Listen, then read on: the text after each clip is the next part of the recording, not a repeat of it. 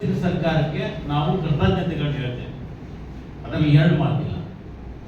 ಆದರೆ ಮುಖ್ಯವಾಗಿ ಏನು ಚುನಾವಣಾ ಪ್ರಣಾಳಿಕೆಯಲ್ಲಿ ಹಾಕಿತ್ತೋ ಆ ಒಂದು ಬೇಡಿಕೆಯನ್ನ ಇವತ್ತಿಗೂ ಈಡೇರಿಸ್ತಾ ಇಲ್ಲ.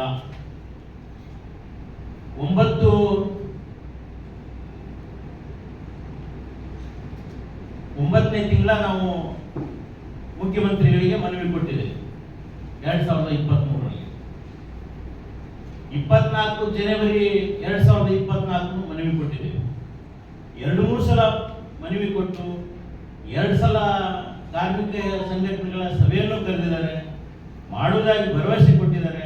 ಆದರೂ ಸಹಿತ ಈ ಬಜೆಟ್ ನಲ್ಲಿನೇ ಮಾಡಬೇಕು ಅನ್ನುವಂಥ ಒಂದು ಹಕ್ಕೊತ್ತಾಯವನ್ನು ತಮ್ಮ ಮುಖಾಂತರ ಸರ್ಕಾರದ ಮೇಲೆ ಒತ್ತಡ ಹೇರುವ ಸಲುವಾಗಿ ಸನ್ಮಾನ್ಯ ಮುಖ್ಯಮಂತ್ರಿಗಳು ಮತ್ತು ಸಾರಿಗೆ ಸಚಿವರ ಮೇಲೆ ಈ ಒಂದು ಪರಿಣಾಮಕಾರಿಯಾಗಿ ತಾವು ಅವರ ಮೇಲೆ ಒತ್ತಡವನ್ನು ತಮ್ಮ ಮುಖಾಂತರ ನಾವು ಮಾಡ್ತಾ ಇದ್ದೇವೆ. ಆ ಒಂದು ಕಾರಣಕ್ಕೆ ಇವತ್ತು ಒಂದು ಪತ್ರಿಕಾಗೋಷ್ಠಿಯನ್ನು ಮಾಡುತ್ತ ವಿಷಯವನ್ನು ನಾವೇ ಮಾಡ್ತೇವೆ.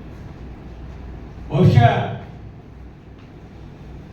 ನಮಗೆ 4 ವರ್ಷದ ಅವಧಿಗೆ 4 ವರ್ಷ ಏನು ಇಲಾಖೆಯಲ್ಲಿ ಕೊಡಮಾಡ್ತಕ್ಕಂಥ ಪಗಾರ ಪರಿಷ್ಕರಣೆ ಮಾಡ್ತಕ್ಕಂಥ ಒಂದು ವ್ಯವಸ್ಥೆ 2020 ಪರಿಷ್ಕರಣೆ ಆಗಲಿಲ್ಲ. 2000